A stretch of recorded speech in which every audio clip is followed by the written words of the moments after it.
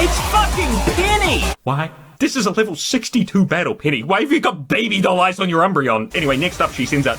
Oh, good lord, she's got the neckbeard team. That's right, folks. Umbreon, Leafeon, Flareon, Vaporeon, Don't think I don't say it. Jolteon, and finally, Sylveon with the love heart hat.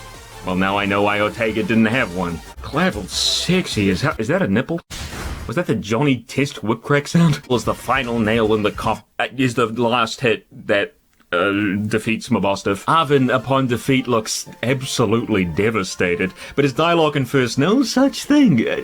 Couldn't have given like a slightly more upbeat defeat animation for this Game Freak? I mean, I get he was a little edgy at the start of the game, but he very quickly warmed up to us, and also so close, Mabostiff. Arvin, I don't know if you remember this, but you kicked my ass like half an hour ago. The champion, La Primera, was standing right outside the building. Well, this will be easier than I thought. Let's go, bitch! Same old questions as before. How did we get here? I mean, this time I flew, no glitches needed. Next up, please tell me the name of the school you were enrolled in. Uh-oh. What brings you to the Pokemon League today? I'm here to give Geeta a big sloppy kiss. What do you think I'm here for? What do you intend to do if and when you become a champion? Battle Nimona? I don't think she'll be much trouble, to be honest. Getting even stronger is probably the most accurate. I might have to do the DLC after all. Which of the gyms gave you the most difficulty? Well, that's easy. It was the Psychic. Oh, crap. There's no limit to how many times I can take the test in a single day, meaning Rika saw me walk outside and through the glass door see me check my phone and then walk straight back in. What was the category of the Pokemon you chose to be your first partner? Or was it the duck? Oh, the cat, right! Oh, hello. Holy crap, we're having a Pokemon battle, not getting stabbed to death. Rika literally says, you won't find a mightier champion. Well, holy shit, I fought Cynthia. Mightier than her? Maybe Paldea's got some fight left in it after all. Hey, I've got one of those too. Hey, Scott, how about a little boost, if you know what I'm saying? Then, utterly incapable of holding back, top champion Geeta sends in Go-Goat. Go-Goat. And despite it actually tanking a flamethrower, this time not in the rain, it is still Go-Goat. Geeta says, ha ha ha ha ha ha, don't think you've won yet. Girl, unless you've got Arceus and his 3 babies back there, I don't think I can do anything but win. Also, for the love of Game Freak, is she laughing out loud or standing there talking to me? Make some goddamn animations. Of course, Geeta's gonna terrestrialize it, so I've got half the chance. That thing's a rock type! And you can guess what happens next. Bear Grylls, baby! Flower tricked him into oblivion. What even was that thing? Toxic debris! You're setting up hazards now?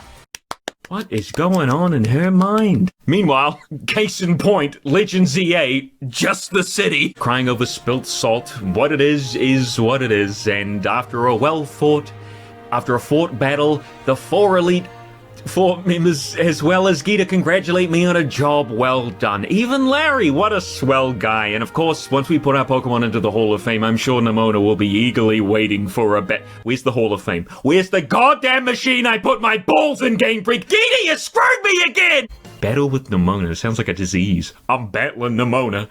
Despite Nimona's neat remix of her theme and her cool new ability to throw out a ball without actually throwing it, Nimona's got the same team she's had since always. All that promising, you know, that she'd finally be able to use her real team when I'm champion, all that explaining that she's swapping her team around to battle different gym leaders, all leads to this.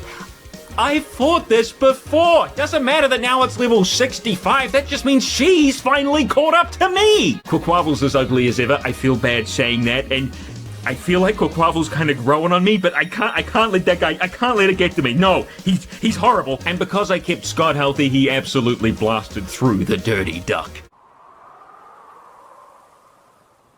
Don't let that Drifloon near Poppy. Holy crap, Geeta's hair is gigantic. You could hide a milk tank in there. Either way, here we are in Area 0 with the lights to see such as cliffs, waterfalls, and the same cruddy trees. Now, Area 0, God, I'm sick of saying Area 0, is every bit as dangerous as Arvin described. You can find some really powerful Pokemon here, like Golduck. We never learn about Arvin's dad, oddly enough. I guess he's the professor in Violet, and per game he only has one parent. Penny starts mouthing off about her father about 5 minutes later, telling Arvin about how annoying it is that he likes to be around her and give her nicknames because he loves her. Right after calling out Nimona about tact 2 minutes ago. Did you just forget about Arvin's mum? Don't worry, dude, I got you. I didn't forget. We all have a little chat. Nimona says hee hoo, and a new Pokemon waltzes on in. A Jigglypuff with a great fashion sense waltzes on in. Some areas here do look okay, but then you see Jigglypuff popping in and out of reality, and also you could just look at another AAA game on the Switch, like, pick any, they all look better than this. The cave at least does do one thing right, and that's be an interesting set piece at least. There's not really any other place in the game that looks or functions like this, and it's even got a bit of lore here with the Terra crystals scattered all over the place, some with Gunsparce even inside. They start pouring in. A great tusk, a flutter mane, and 5 tasty mushrooms form a circle around us. Penny, as always, the party pooper. I could take these guys, but Nimona has no such qualms. Into the battles we go. Where'd they all go, is it? It's what happens when you min-max stats like crazy. It's Flutter Mane. This is a very strong Pokemon.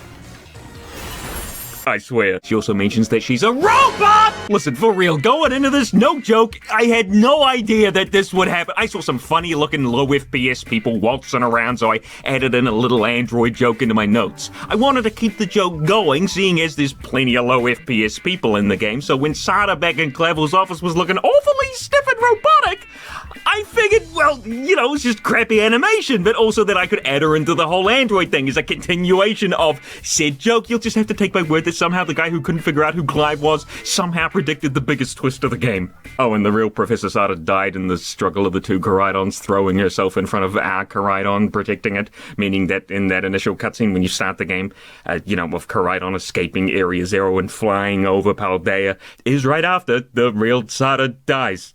That's messed up. Where did the other Koraidon eat the body? Where is it?